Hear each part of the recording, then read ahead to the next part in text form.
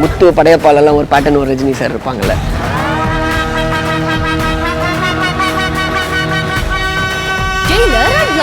Super star Rajinikanth நடித்த mega black Bastar Jailer திரைப்படம் உருவான கதை உங்கள் சன் நெக்ஸ்டில் மட்டும் கண்டு மகிழுங்கள். இப்பொழுதே ஆப்பை டவுன்லோட் செய்யுங்கள். நீதானே பொஞ்சாதி நானே உன் சரிபாதி. நீதானே பொஞ்சாதி நானே உன் சரிபாதி.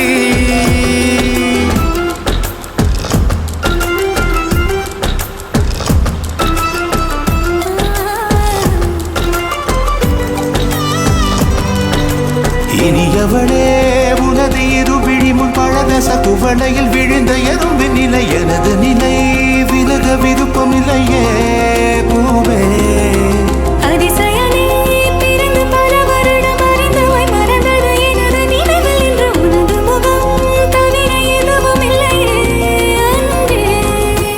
வேறாரும் வாழாத பெருவாழ்விது நினைத்தாலே மனமெங்கும் மழை தூவுது.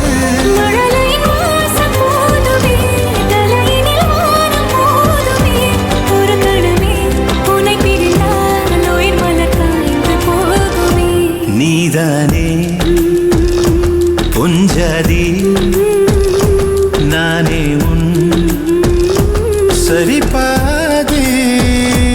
நீதானே பொஞ்சாதி நானே சரிபாதி.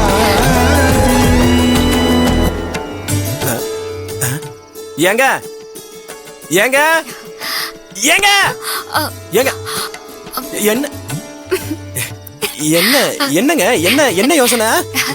இல்ல நம்ம ரெண்டு பேரும் அப்படியே நீங்க விவசாயி கேட்டப்ல நான் கண்டாங்கி சேலையை கட்டிக்கிட்டு அப்படியே கிராமத்துல ஏறு உழுதுட்டு நாத்து நட்டுட்டு சந்தோஷமா அங்க இருக்கிற பம்பு செட்ல குளிச்சுட்டு அப்படியே அங்கேயே நாள் முழுக்க இருக்கிற மாதிரி நினைச்சு பார்த்தேன். அதான். ஏங்க சூப்பருங்க.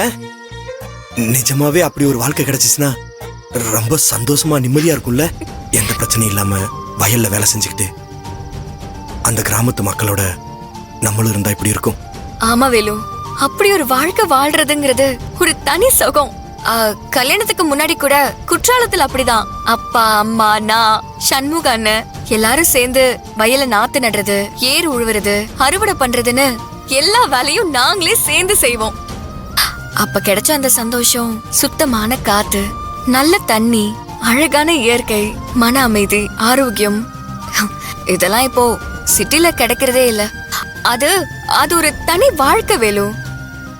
திரும்பவும் அந்த மாதிரி ஒரு வாழ்க்கையை நம்மளால வாழ முடியுமான்னு கேட்டா கஷ்டங்க. ஏன் ஏன் கஷ்டம்? இப்ப கூட வாழலாமே. அந்த கிராமத்து மக்களோட வாழ்க்கைய எளிமையான மக்களோட சேர்ந்து நாமளும் எளிமையா வாழலாமே. அது எப்படி வேலு? நம்மளால இனிமே எப்படி அந்த மாதிரி ஒரு வாழ்க்கைய வாழ்றது? இந்த மாதிரி எல்லாம் கனவுல மட்டும்தான் நடக்கும். இப்ப கூட பூஜாவோட கல்யாணத்தை நிறுத்திட்டோம் அப்படின்னா அவளை வேற ஒரு நல்ல இடத்துல கல்யாணம் பண்ணி கொடுத்துட்டு நானும் வீட்டோட மாப்பிள்ளையா வந்து செட்டில் ஆயிட்டேன்னு வச்சுக்கோங்க. மறுபடியும் கிராமத்து வாழ்க்கையை சந்தோஷமா ஆரம்பிச்சிட வேண்டியதான்.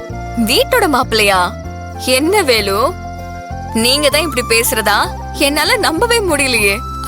ஆமா, இதெல்லாம் உண்மையாவா சொல்றீங்க? ஆமா, உண்மையா தான் சொல்றேன். இப்படி விழுந்து விழுந்து கவனிக்கிறதுக்கு மாமனார் மாமியாரும் அக்கறையா பாத்துக்கிறதுக்கு அழகான பொண்டாட்டி இதெல்லாம் இருக்கும்போது நான் ஏன் வீட்டோட மாப்பிள்ளையா இருக்க கூடாது? உங்களுக்கு வேணா அது ஓகேவா இருக்கலாம். ஆனா எனக்கு கூட்டு குடும்பத்துல வாழணுங்கிறது தான் ஆசை. அதுக்காக தானே உங்களுக்கு கல்யாணம் பண்ண. அப்ப என்ன புடிச்சு ஆசைப்பட்டெல்லாம் கல்யாணம் பண்ணல. கூட்டு குடும்பத்துல இருக்க பையன் அப்படின்றதுனாலதான் கல்யாணம் பண்ணிருக்கீங்க. ஆமா, இதுல என்ன சந்தேகம்? அப்படின்னா இத்தனை நாள் நீங்க என்ன காதலிச்சு கல்யாணம் பண்ணீங்கன்னு நான் தான் தப்பு கணக்கு போட்டுக்கிட்டு இருந்திருக்கேன். ஐயோ, இத போய் நம்பிட்டீங்களா? அதான் உங்க வாயாலே சொல்லிட்டீங்களே, அப்புறம் என்ன? ஐயோ வேலு, நான் ஏதோ சும்மா சொன்னேன். இல்ல இல்ல, நான் நம்ப மாட்டேன். அதான் உண்மையை சொல்லிட்டீங்களே. வேலு, உண்மையை சொல்ல போனா உங்களை எனக்கு எவ்வளவு பிடிக்குமோ அதே அளவுக்கு நம்ம கூட்டு குடும்பமா வாழ்ற அந்த வாழ்க்கையே ரொம்ப பிடிக்கும். கூட பிறந்த பொறப்ப அன்பா பாசமா பாத்துக்கிற சொந்த பந்தம் எல்லாம் சேர்ந்து ஒன்னா ஒற்றுமையா வாழ்றதை விட வேற என்ன சந்தோஷம் பெருசா இருக்க போகுது? சொல்லுங்க. எப்பயுமே கூட்டு குடும்பம் தான் பெஸ்ட். இப்போ இருக்கிற இந்த பிரச்சனை எல்லாம் தீர்ந்து மறுபடியும் சந்தோஷமா நாமளும் கூட்டு குடும்பமா வாழணும். அந்த வாழ்க்கையை எதிர்பார்த்துதான் நான் ஒவ்வொரு நாளும் என் வாழ்க்கையை நகர்த்திக்கிட்டு இருக்கேன்.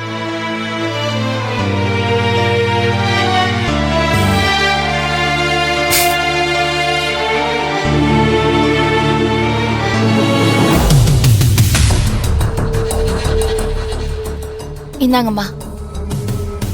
என்ன மகா, திருவை என்ன காணோம்? கல்யாணத்தை தள்ளி வச்சுட்டோன்னு பேசிட்டு வரேன்னு சொல்லிட்டு போன ஆளை காணோம். வந்துருவாமா, நீங்க தண்ணி குடிங்க. கற்பகம், அவன் வந்ததும் என்னன்னு பேசிக்கலாம். நீ எதுக்காக இந்த ஜோசியர் சொன்னதையே நினைச்சிட்டு இருக்க இன்னும்?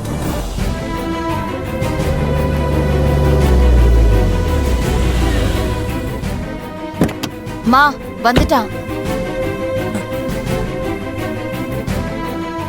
திரு, பேசிட்டியாப்பா? கல்யாணத்தை தள்ளி வச்சுக்கலாம்னு சொல்லிட்டாங்களா? என்ன சொன்னாங்க? என்னடா அவரை பாத்தியா, பேசுனியா, என்ன சொன்னாரு?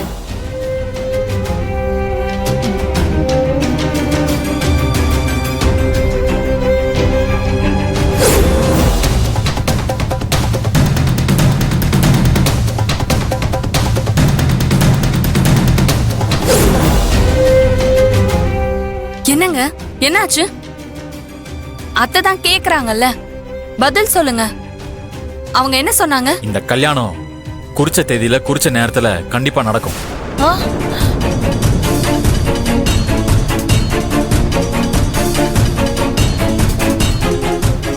என்னப்பா சொல்ற? நீ போய் கல்யாணத்தை தள்ளி வச்சுட்டு வருவேன்னு பார்த்தா மறுபடியும் அதே தேதியில தான் கல்யாணம் நடக்குங்கிற. நீ சம்பந்திட்ட பேசினியா இல்லையா? அப்பா, நான் அவர்கிட்ட பேசிட்டு வந்துதான் சொல்றேன். அவங்களுக்கு தள்ளி வைக்கிறதுல விருப்பமே இல்ல. என்ன தம்பி இது?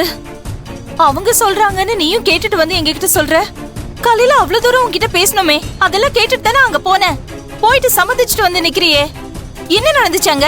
அக்கா, அம்மா சொன்னதை கேட்டுதான் நானும் போனேன். ஆனா அவங்க சொல்ற காரணத்தை கேட்கும்போது எனக்கு என்னவோ குறிச்ச தேதியில கல்யாணத்தை நடத்துறது தான் நல்லதுன்னு எனக்கு. என்னடா திரு பைத்தியக்காரத்தனமா பேசிட்டு இருக்க? ஏண்டா, ஜாதகம் சரியில்லை, பொருத்தம் சரியில்லைன்னா என்ன ஏதுன்னு பார்த்து ஒரு பரிகாரமாவது பண்ணலாம். இப்போ வரிசையா போராட்டம், குழப்பம், தடையாவே இருக்கு. இதெல்லாம் நான் உனக்கு எவ்வளவு எடுத்து சொன்னேன்? இதெல்லாம் உன் புத்திக்கு எதுவுமே ஏறவே இல்லையா? உன் இஷ்டத்துக்கு நீ சொன்னபடியே கல்யாணம் நடக்கணும்னா என்னடா அர்த்தம்? நான் இங்க கடந்து கத்துறது கதறது உனக்கு புரியுதா, புரியலையா? இத பாரு திரு, இந்த வீட்டோட மூத்தவன் நீ எடுத்த முடிவு ஒரு நாளுமே என்னைக்குமே தப்பானதே இல்ல. ஆனா இந்த கல்யாண விஷயத்துல நீ எடுத்த முடிவு தப்பா போயிடுமோன்னு பெத்த மனசு கடந்து அடிச்சுக்குதுடா.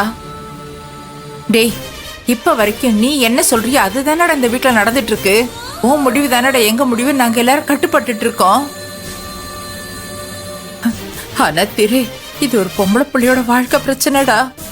ஆரம்பத்துல இருந்து சிக்கல் மேல சிக்கலாவே இருக்குன்னு அந்த ஜாதகத்தை எடுத்துட்டு போய் பார்த்துட்டு வந்தேன்.